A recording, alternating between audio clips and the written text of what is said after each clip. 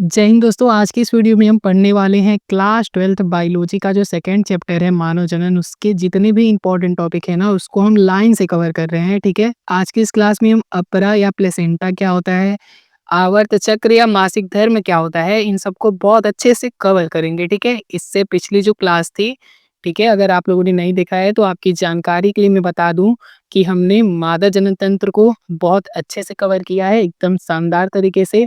ठीक है, हमने मानव शुक्राणु को कवर किया है एकदम शानदार तरीके से। ठीक है, उसके बाद हमने अंडाणु की संरचना को कवर किया है और हमने नर जनन तंत्र को भी कवर किया है। ठीक है, हमने नर जनन तंत्र को भी कवर किया है एकदम शानदार तरीके से, एकदम बवाल तरीके से। ठीक है, तो ये 4 टॉपिक हम कवर कर चुके हैं।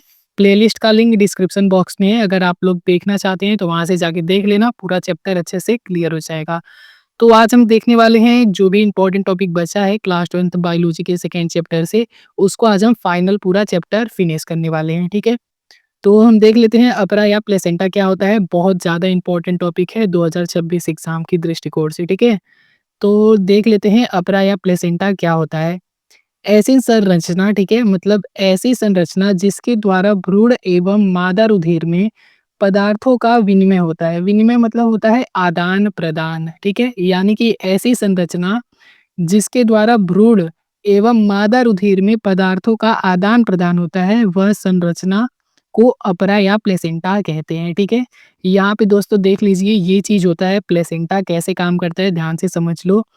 दोस्तों, आज सभी लोगों की नाभि से ना एक नस जुड़ी होती है। जब आप लोग भ्रूण होते हैं, जब आप लोग माता के गर्भ में होते हैं, ठीक है, तो इस नाभि से ना एक नस जुड़ी होती है जो प्लेसेंटा से जुड़ी होती है। ठीक है, इस प्लेसेंटा का काम ये होता है कि ये इस भ्रूण को पोषण देता है। ठीक है, श्वसन क्रिया, उत्सर्जन क्रिया, पोषण, ये सब इसी प्लेसेंटा से ही होता है। ठीक है, इसी प्लेसेंटा से इस भ्रूण का विकास होता है, पोषण होता है। ठीक है, इत्यादि जितनी भी क्रियाएं होती हैं इसी प्लेसेंटा के माध्यम से होती हैं। ठीक है, और प्लेसेंटा माता के रुधिर से जितने भी पोषक तत्व होता है वो भ्रूण तक पहुंचाती है। ठीक है, इसका मुख्य कार्य क्या होता है, मादा शरीर के रक्त को शिशु के शरीर में पहुंचाना, जिससे शिशु की पोषण, श्वसन, उत्सर्जन इत्यादि क्रियाएं संपन्न होती हैं। ठीक है, प्लेसेंटा का यही काम होता है कि भ्रूण का विकास करता है, पोषण करता है, श्वसन क्रिया करता है, उत्सर्जन क्रिया करता है। ठीक है, सब प्लेसेंटा ही करता है। ठीक है,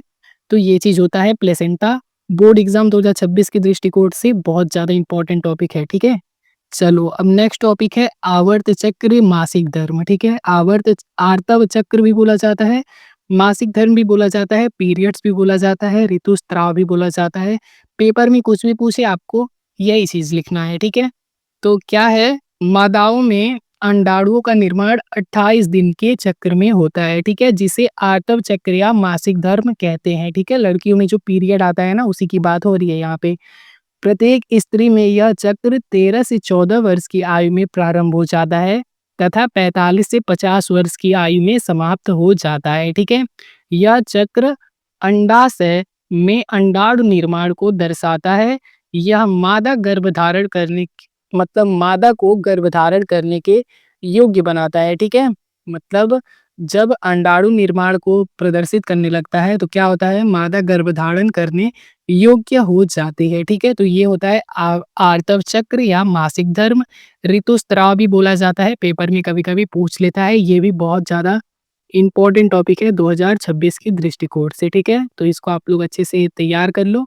और दोस्तों, हमारा सेकेंड चैप्टर जो भी था वो फिनिश हो चुका है, अब हम थर्ड चैप्टर की ओर बढ़ेंगे। ठीक है, तो होप करता हूँ क्लास अच्छा लगा होगा। तो मिलते हैं नेक्स्ट वीडियो में। जय हिंद, वंदे मातरम।